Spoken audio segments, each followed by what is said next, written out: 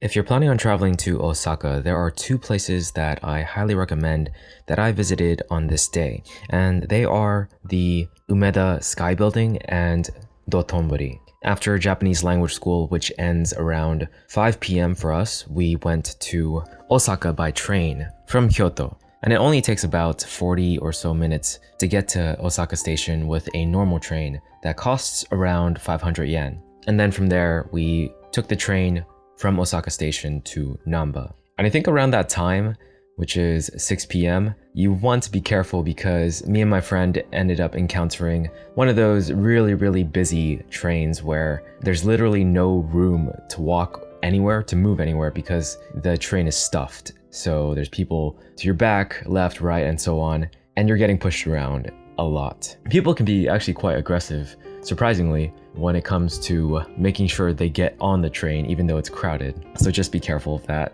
Try to avoid those times if you can. Luckily, it wasn't too bad in the sense that none of us got hurt or anything serious. But the first thing we did was explore Dotonbori. And our original intent was to eat at an okonomiyaki place, but there was a super long line, so we ended up just looking around. There's also this place called Hozenji Yokocho, and it's like a narrow alley near Dotonbori. I'm not entirely sure how you can find it, but if you just look it up, it's possible to find it there.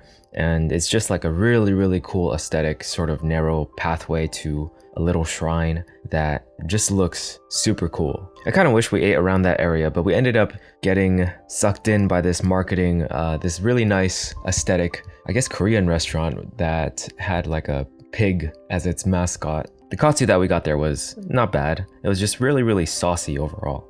I think another thing that I observed is that the main street with all the crowds and the busiest street with all the restaurants, those tend to have more space, while the ones that are less crowded, less like busy, they have a lot less space. So even though we went to look around at the quieter areas, it was still kind of full and hard to get into those restaurants, so something to note. And the Korean place that we ate at, it was next to a cremia place, which had a different type of flavor, I guess. They called it matcha, but it was kind of like a little bit of a scam, a hoax, because all they did was sprinkle matcha powder on the regular vanilla cremia, which I was kind of disappointed at, but it did taste good. It's just after you take like 5 bites, it becomes the normal cremia, which is, amazing. So I wasn't like complaining or anything, but it's definitely, I was looking forward to an actual cremia that had full matcha, not just like the powder. But it was still good. I still recommend trying it. Just slightly disappointed based on expectations. But after that, we went to the Umeda Sky Building. And if you go from Umeda Station, you're gonna come across a lot of nice scenery, mainly like fountains, water stuff. I don't know how to describe it. It's just a lot of cool architecture. There's an ice rink as well, where I'm guessing you can do ice skating at a certain time. It was closed by the time we went there, but it's super nice to look at, and there's a lot of people hanging out there. Not like a lot, but since we went on a Tuesday night, but it isn't like empty. We also went around like 9 p.m. too, so it was quieter, which was nice. But that area is an area I feel like I could easily hang out in for a while. But we were heading to the Sky Building, and I think one of the things that was notable to me was the fact that we're at Japanese language school in Kyoto, so we needed to go back afterwards. But because my friend's friend was visiting as a tourist, so for the first time in Japan, so we were saying that we might as well go since we're already so close to the Umeda Sky Building. And I thought it was notable because I feel like had it been just the people here that aren't visiting, that are more so going to the school, we probably would have went back to Kyoto. So it's just really cool to have someone in the group that is visiting as a tourist, because it brings back that adventure energy, that desire for exploration and to do more. And I think for me, I like having that in the group, like someone else pushing it and not just me pushing it, So it's something I feel like will be really nice to have more of, but it's not exactly something you can control as well. But it's just like fresh energy when someone comes to visit and we're all hanging out together. Anyways, Umeda Sky Building was definitely a cool site. I've been there before in 2017, but I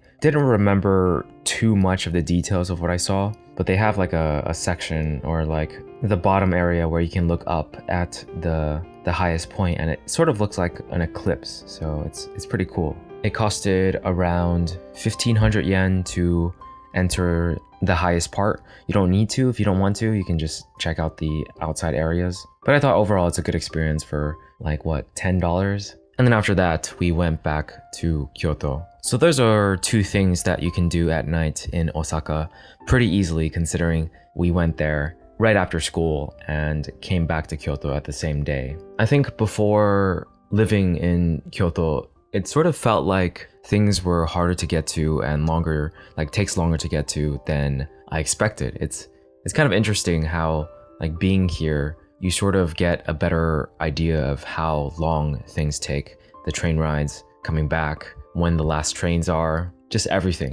It's a very, very different experience, and it makes you realize that things are closer than you expect, or at least like their transit system in Japan is just so well done that it's not that hard to get around to, for instance, if you're in Kyoto, to Osaka, to Nara, to Kobe, and so on. Like those are places I've traveled to so far in this trip that in my head before I was here felt very, very far away, but you can easily like go to those places and then come back, and it doesn't cost that much. And I think that would actually be helpful if, for instance, you're staying in Kyoto and you don't feel like you necessarily want to book a different hotel and move your luggages and all that stuff.